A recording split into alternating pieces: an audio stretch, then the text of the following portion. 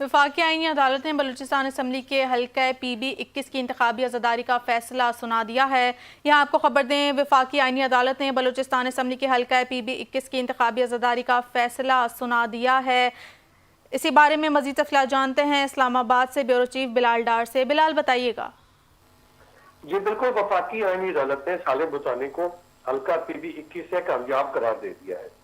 Case की समाअत chief justice Amiruddin की सरबराही में 3 रुकनी बैठ ने की, जिसने 29 जनवरी को दलाइल मुकम्मल होने के बाद फैसला महफूज कर लिया था।